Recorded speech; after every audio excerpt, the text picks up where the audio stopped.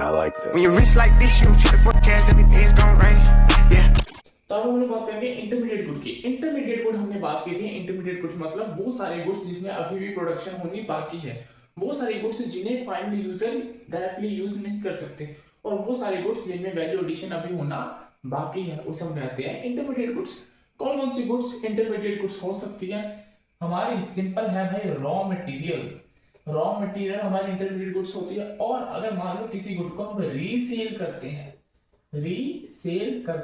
तो वो भी हमारी इंटरमीडिएट गुड्स का पार्ट बन जाती है। ठीक है, तो इंटरमीडिएट गुड्स कौन से होती हैं? Which don't cross the boundary line of production, जिसमें प्रोडक्शन होनी अभी जरूरी है। टू, क्या बोला इसने? Not ready to use by the final user, final user के द्वारा अभी यूज नहीं की जा सकती। कुछ लोग कहेंगे भाई रीसेल का क्या मतलब है ना?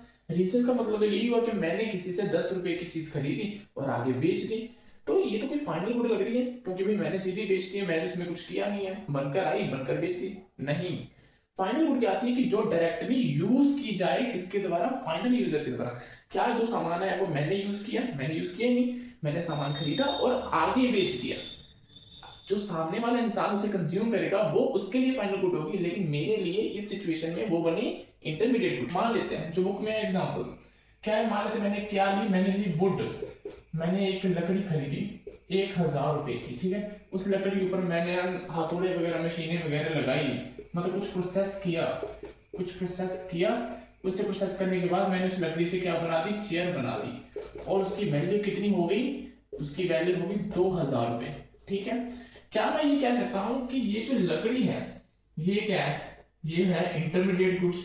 क्यों? क्योंकि इस सिचुएशन में मैंने इसे as a raw material use किया। ठीक है, उस रॉ मटेरियल के ऊपर कुछ प्रोसेस किया, जिसे करने के बाद वो चेयर बन गई, जो मेरी हो जाती है फाइनल गुड्स। ठीक है, जो यूज बाय फाइनल यूजर हो जाती है। अब 1000 रुपए की जो वुड है, वुड से चेयर बनी, वुड की चेयर बनी, मैं क्या ये कह सकता हूं कि जो ये 1000 है ये इस 2000 में इंक्लूड हो गया है। बिल्कुल ठीक। मतलब इस सिचुएशन का ये मतलब है कि the value of intermediate goods will included in the value of final good. Intermediate goods की वैल्यू इंक्लूड हो गई है फाइनल गुड्स में, तो इसलिए हम लोग कहते हैं कि फाइनल गुड्स की वैल्यू नेशनल इनकम में इंक्लूड होती है, और फाइनल गुड में तो इंटरमीडिएट गुड्स की भी वैल्यू हो गई है, तो ऑटोमेटिकली इंटरमीडिएट गुड्स की वैल्यू भी नेशनल इनकम में इंक्लूड हो चुकी है और फाइनल गुड्स की भी इंक्लूड हो चुकी है।